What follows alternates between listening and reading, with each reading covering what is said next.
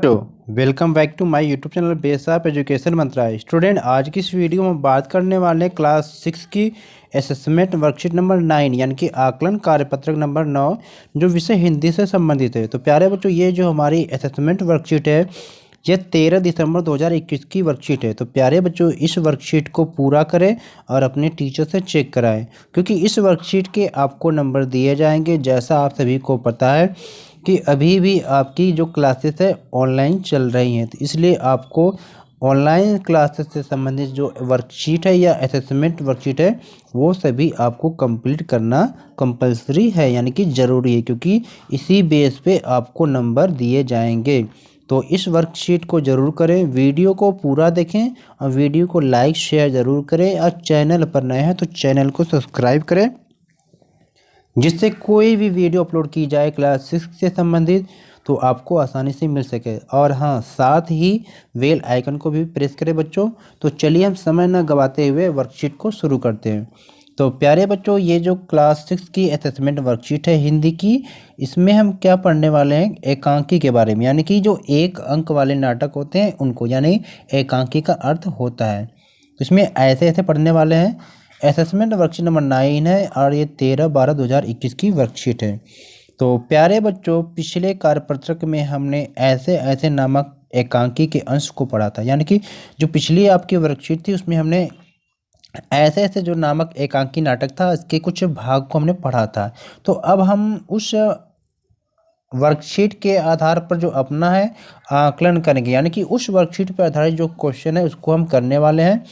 तो आप इस गद्यांश, यानी कि जो नीचे दिया गया गद्यांश है, इसको पढ़ने के बाद नीचे दिए गए जो क्वेश्चन है आपको उसको उसके आंसर जो विकल्पों में से देना है, यानी कि विकल्प के सामने जो सर्कल किया गया है उसमें आपको किया गोले पे सर्कल करना है।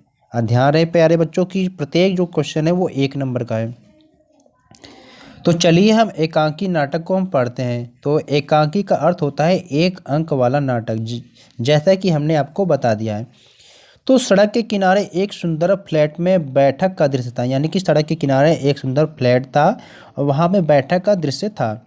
उसका एक दरवाज़ा सड़क के किनारे वाले बरामदे में खुलता और दूसरा अंदर के कमरे में, तीसरा क्या है, रसोई घर में। तो अलमारियों में पुस्तक लगी थी या लगी है। एक और रेडियो का सेट है और दो छोटे क्या तख्त हैं जिन पर गलीचे बिछे हैं। अब बीच में क्या है प्यारे बच्चों, कुर्सियां हैं। एक छोटी मेज भी है और उस पर फ़ोन रखा हुआ है, यानी कि एक छोटी मेज रखी हुई है और उस पर एक फ़ोन रखा हुआ है। तो पर्दा उठने पर मोहन क्या है, एक तख्त पर लेटा है, यानी जैसे ही पर्दा उठता है तो मोहन क्या करता है, एक तख्त पे लेटा हुआ है। 8-9 वर्ष की लगभग उम्र होगी उसकी, यानी कि उसकी उम्र कितनी होगी प्यारे बच्चों, 8-9 वर्ष के बराबर लगभग। और वो तीसरी क्लास में पढ़ता है, यानी कि वो तीसरे क्लास में पढ़ता है। तो इस समय बड़ा बेचैन जान पड़ता है, यानी कि वह इस समय बहुत ही बड़ा यानी कि ज़्यादा बेचैन जान पड़ता है। बार बार पेट को पकड़ता है और उसके माता पिता पास बैठे, यानी वो बार बार अपने पेट को पकड़ता है और उसके जो माता पिता क्या पास ही बैठे हैं।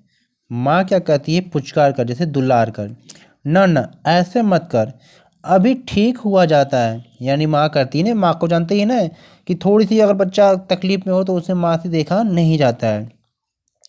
तो ऐसे ही कहते ना ऐसे न कर, अभी ठीक हो जाता है। अभी डॉक्टर को बुलाया है, ले तब तक सेक ले, यानी कि जब तक डॉक्टर आता है तब तक आप सेक लो। तो चादर हटाकर पेट पर क्या है, बोतल रखती है। फिर क्या करता है, मोहन के पिता की ओर मुड़ती है। फिर उसकी माँ क्या है, मोहन के पिता की तरफ मुड़ती है। इसने कहीं कुछ अंट संट तो नहीं खा लिया, यानी कि उसकी माँ कहती है उनके पिता से कि इसने कुछ अंट संट तो नहीं खा लिया जिसकी वजह से इसका पेट दर्द कर रहा है। पिता कहता, कहाँ, कुछ भी नहीं, सिर्फ एक केला और एक संतरा खाया था। अरे, यह तो दफ्तर से चलने तक कूदता फिर रहा था। बस अड्डे पर आकर यकायक बोला, पिताजी मेरे पेट में कुछ ऐसे ऐसे हो रहा है। यानी कि उन्होंने कहा कि दफ्तर में से चलने तक तो ये कूद रहा था, आप फिर बस अड्डे पर आकर ही ये बोला कि पिताजी मेरे पेट में कुछ ऐसे ऐसे हो रहा है।